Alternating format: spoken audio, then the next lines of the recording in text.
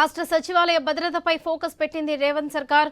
ఇటీవల సచివాలయానికి నకిలీ ఉద్యోగుల బెడద పెరగడంతో పాటు భద్రతపరమైన బెదిరింపు ఫోన్లు వచ్చిన నేపథ్యంలో సచివాలయ భద్రతను పర్యవేక్షిస్తున్న తెలంగాణ స్పెషల్ ప్రొటెక్షన్ ఫోర్స్ అదనపు సీసీ కెమెరాలను ఏర్పాటు చేసింది. ఇదివరకున్న 60 కెమెరాలకు అదనంగా 250 కొత్త కెమెరాలు జోడించి భద్రత పర్యవేక్షణను మరింత పెంచింది. ఇక సచివాలయం మొత్తం 310 సీసీ కెమెరాలను అమర్చారు. వీటి పర్యవేక్షణ కోసం ఒక బృందం పనిచేస్తుంది. ఇదే విషయానికి సంబంధించి పూర్తి అప్డేట్స్ మా ప్రతినిధి స్వామి అందిస్తారు. స్వామి.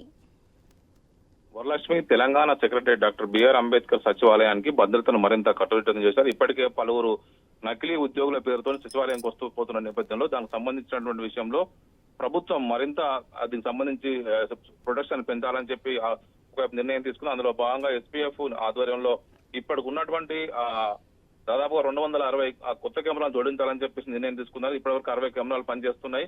దీంతో పాటు మొత్తానికి సచివాలయం మొత్తం మీద 310 సీసీ కెమెరాలు ఏర్పాటు చేసి ప్రతి అడుగున మొత్తం సౌత్ వెస్ట్, నార్త్, ఈస్ట్ అన్ని వైపుల నుంచి కూడా పూర్తిగా ప్రతి వ్యక్తి కదలికను గుర్తుపట్టే విధంగా ఒకవైపు ఎస్పీఎఫ్ అయితే దీన్ని పర్యవేక్షించబోతుంది. అందులో భాగంగానే ఎప్పటికప్పుడు సచివాలయానికి వచ్చేటువంటి విజిటర్స్ కావచ్చు, బయట నుంచి వచ్చే ఉద్యోగుల విషయంలో వాళ్ళకు ప్రత్యేకమైనటువంటి స్పెషల్ గా ఉన్నటువంటి ఒకవైపు ఐడి కార్డులు కూడా జారీ చేయాలని చెప్పేసి జీఐడీ అధికారులు భావిస్తున్నారు. అందులో భాగంగానే సచివాలయానికి వచ్చేటువంటి ఉద్యోగులు, సిబ్బందితో పాటు ఒకవైపు వచ్చేటువంటి విజిటర్స్ కూడా పర్టికులర్ టైంలో వారికి పాసులు జారీ చేసి ఏ డిపార్ట్మెంట్ కి అయితే వెళ్లాలో ఆ డిపార్ట్మెంట్ కి వెళ్లే విధంగా చర్యలు తీసుకోవాలని చెప్పి భావిస్తున్నారు. సచివాలయం ప్రొటెక్షన్ మొత్తం అంతా కూడా ఎస్పీఎఫ్ ఇప్పటికీ అందులో భాగంగానే అదనపు భద్రతను పెంచడం కోసం ప్రయత్నం చేస్తున్నారు. వరలక్ష్మి.